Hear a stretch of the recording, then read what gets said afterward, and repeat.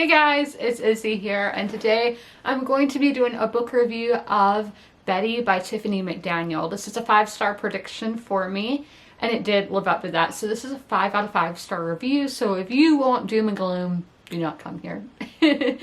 But let's get into this video.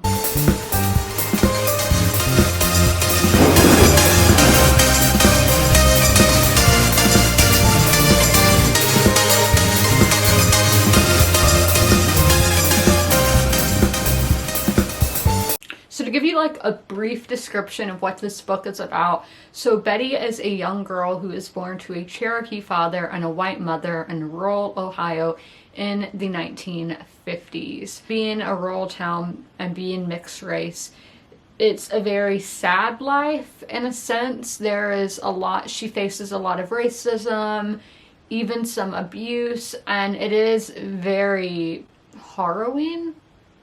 I think that's a word.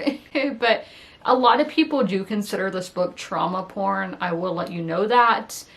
I personally don't think so, but I mean, I don't read a lot of traumatic books, so I might not have enough grip of that term to be like it is or it's not. This book is historical fiction. It is coming of age, which are two of my favorite tropes, so I did really like those aspects. But let's go into, I'm basically doing kind of like the call pal system. We're going to talk about characters, atmosphere, writing, and plot. So let's get into that. Recently, I've come to the conclusion that, or discovery, that authors give themselves too many characters that they don't know how to handle, that the names on the paper essentially just become names on a paper. They don't know what to do with all these people that they've come up with. But that is not the case with Tiffany McDaniel. We have 8 living family members, so that's just the family. And then you have to have all the townspeople and all of that, and then like distant family. And you never get confused. They all have their defining traits. You know what these people are like, what they look like, what their emotions are, what the, as I said, personality traits are.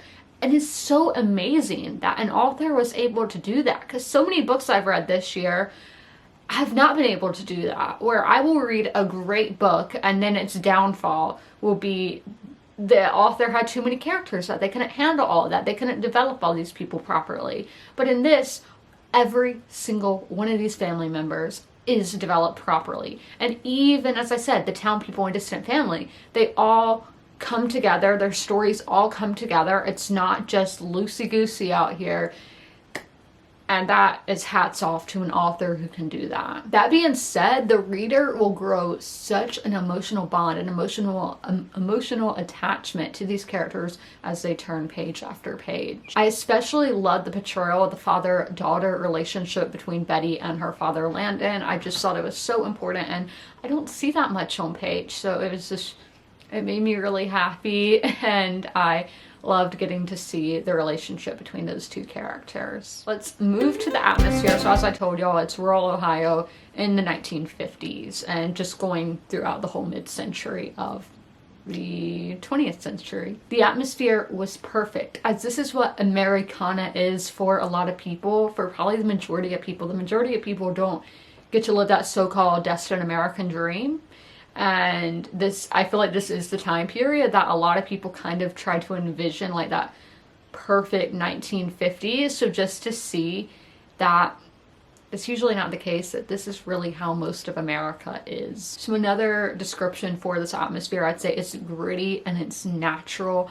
Like, it's just perfectly done. It fits the story so well, and I don't think you could have this story without having this setting. We're going to talk about the writing now. I had so many quotes that I underlined, tabbed, all that kind of thing, but I'm not going to read them off in this video, but I will leave a link to my vlog where I do read off all those quotes for those of you who might be interested. To put it simply, the writing was phenomenal.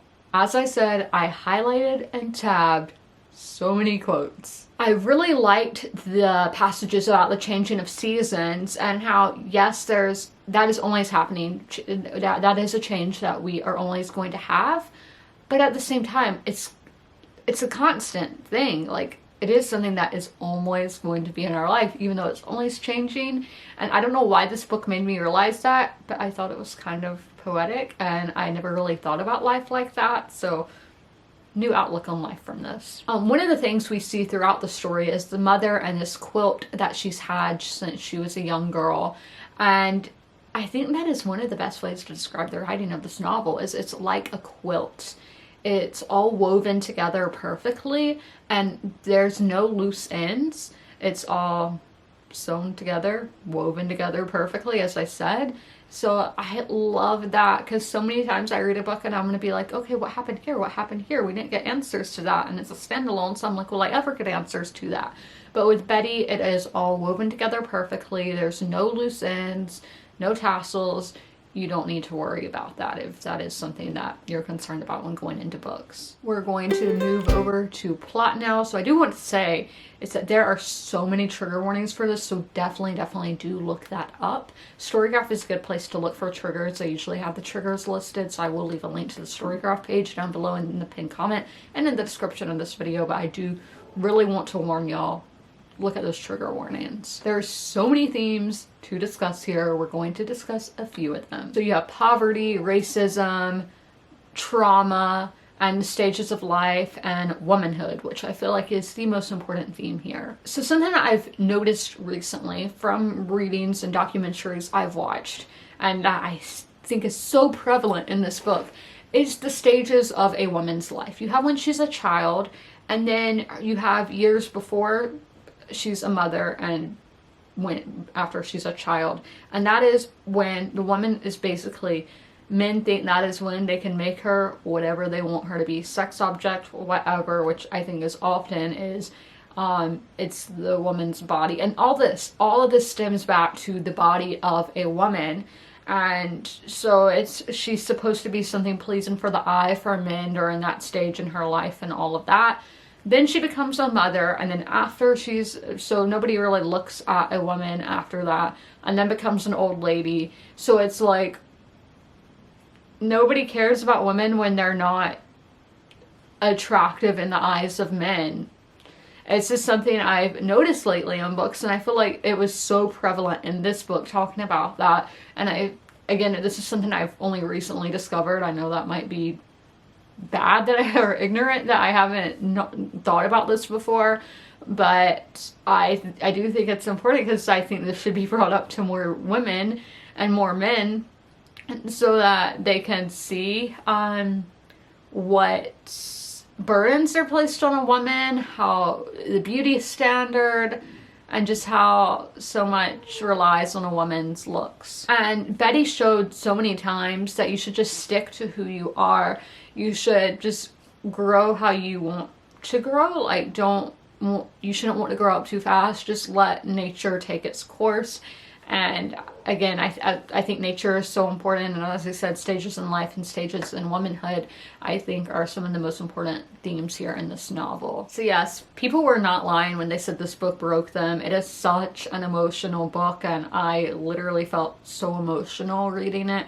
I felt drained after reading it. And I haven't read a great, or I haven't loved a book after reading this one. So hopefully something comes along. We do have the rest of my 5-star predictions, so I'm not too concerned. Slumps happen. You get out of them. You just have to keep pushing. But yes, so this was a 5 out of 5 stars. I really enjoyed it. And if you guys would like more reviews of my 5-star predictions, let me know in the comments, and I'll be sure to do them, because I love talking about books that I love. But I hope you guys enjoyed this video. As always, comment, rate, and subscribe. And don't forget to ring that notification bell to be notified when all my videos go live. And if you made it through the whole video, leave a mountain emoji in the comments below. And I'll see you in the next one. Bye.